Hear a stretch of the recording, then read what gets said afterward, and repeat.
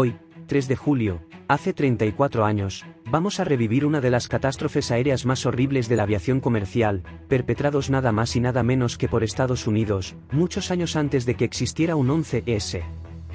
Acompáñanos en un viaje hacia los secretos ocultos tras esta tragedia aérea.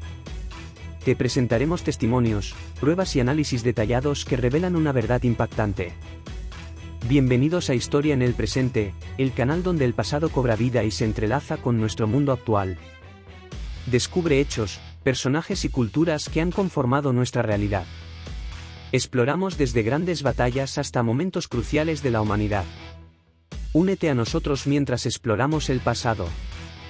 Suscríbete y descubre los misterios y maravillas de la historia en el presente. Contexto histórico del conflicto.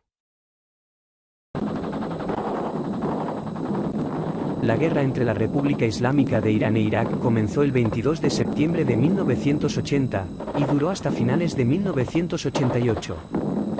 Hay muchas razones por las que comenzó esta guerra, pero también hay muchas razones comúnmente aceptadas, la mayoría de ellas en el conflicto histórico, cultural y religioso árabe-persa, así como también los problemas fronterizos dados a posterior por los acuerdos de Argel firmados en 1975. El mismo acuerdo sería el detonante de una guerra que se daría 5 años después. En octubre de 1980, Irak declaró la zona norte como zona de no agresión, y en 1982 declaró zona de exclusión alrededor de Karg, el puerto de exportación de petróleo de la isla, por lo cual podemos entender que mientras más cerca estabas de estos países, el ambiente se tornaba más tenso.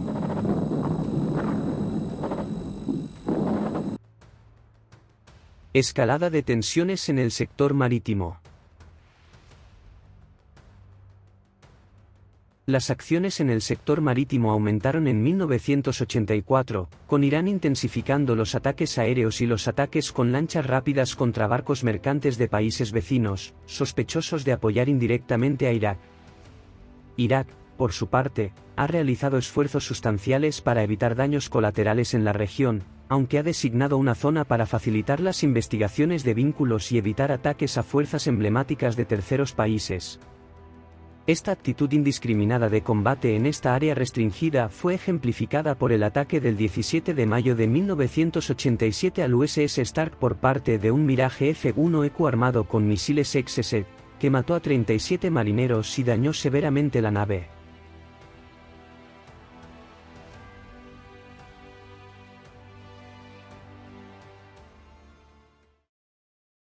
La participación de Estados Unidos.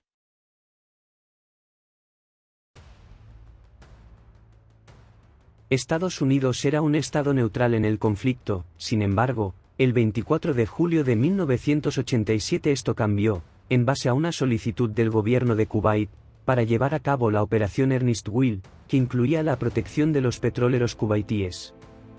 Esto se complicó aún más cuando el 14 de abril de 1988, el USS Samuel B. Roberts fue alcanzado por una mina a la deriva en el Golfo Pérsico, presumiblemente desplegada por Irán. Así, el 18 del mismo mes, Estados Unidos renunció a su neutralidad y lanzó la Operación Praying Mantis, que incluyó un ataque sorpresa en aguas territoriales iraníes, hundiendo una fragata y 3 lanchas rápidas, causándole daño adicional a otra fragata y a distintas unidades menores. Tras esta operación, el secretario de Defensa de los Estados Unidos dijo que la armada de su país ahora apoyaría los llamamientos urgentes para cualquier barco que esté marcado como neutral fuera de la zona de exclusión y que no lleve contrabando o se resista a las visitas navales legales por parte de la Armada de Irán. Gracias a esta medida, las acciones de Irán contra unidades de países neutrales se vieron reducidas significativamente.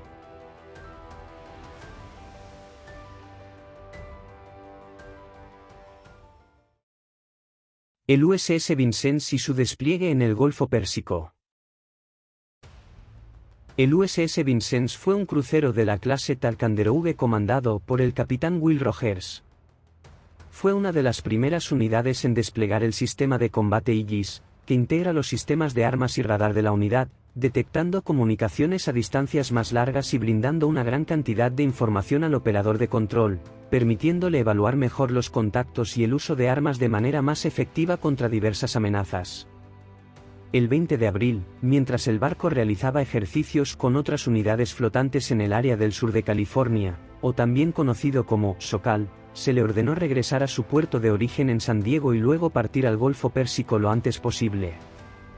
Este pedido inesperado se debió a la necesidad de superar la escasez de sensores de alerta temprana en el Golfo Pérsico, mientras que las aeronaves que operaban en esta zona, el Boeing E-3 AWACS y el E-2C AWACS, experimentaron dificultades para obtener permisos de vuelo y los problemas con tiempos de vuelo disponibles, la razón por la que se creó una zona ciega principalmente en el área del Estrecho de Hormuz.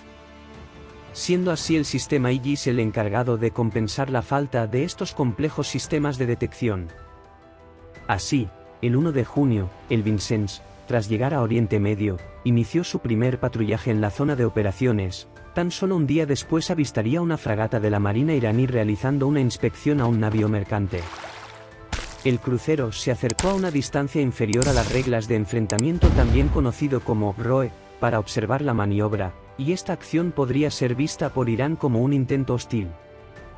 A pesar de la tensa situación, su comandante, el contraalmirante Les, le ordenó abandonar la acción, ya que la inspección estaba dentro del alcance de la ley.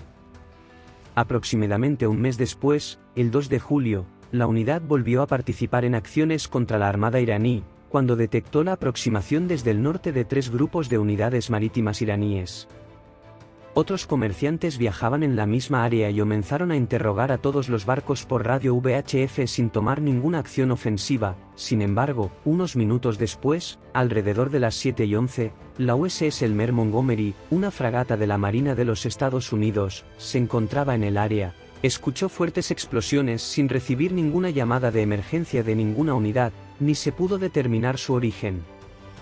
Así, a las 7:12, paralelamente a lo mencionado antes, el Vincennes recibió órdenes de acudir a la zona para apoyar al buque Elmer Montgomery en el seguimiento de las lanchas rápidas, por lo que este mandó a su helicóptero para comprobar el comportamiento de las embarcaciones menores.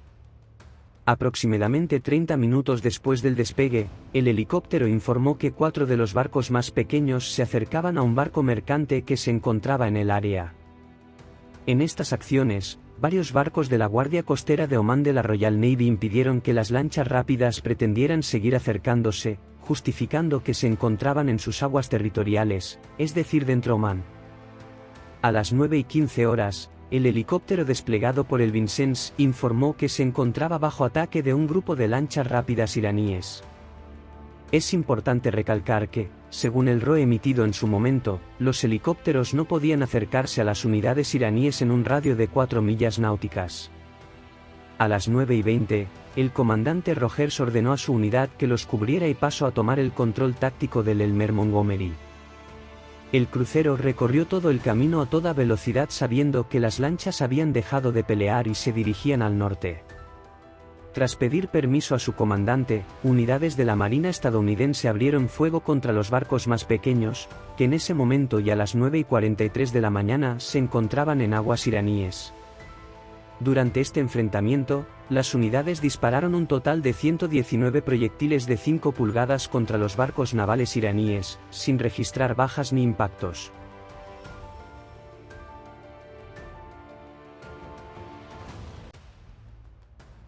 El incidente con la aeronave iraní.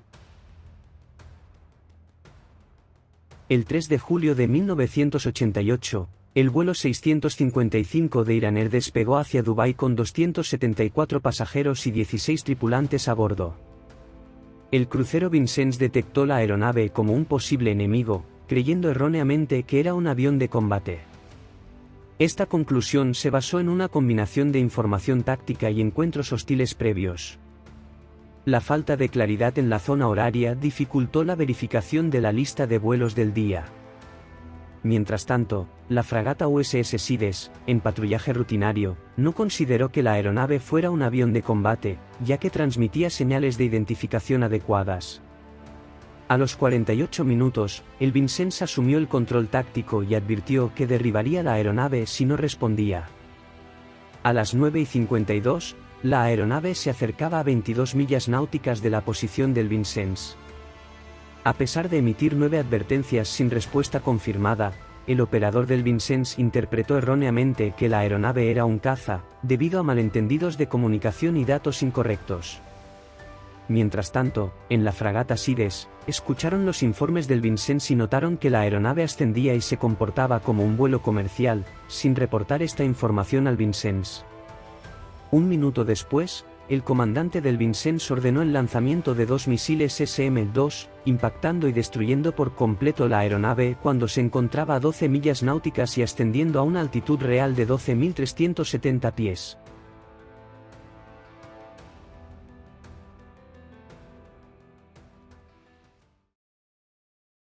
Consecuencias y polémica internacional.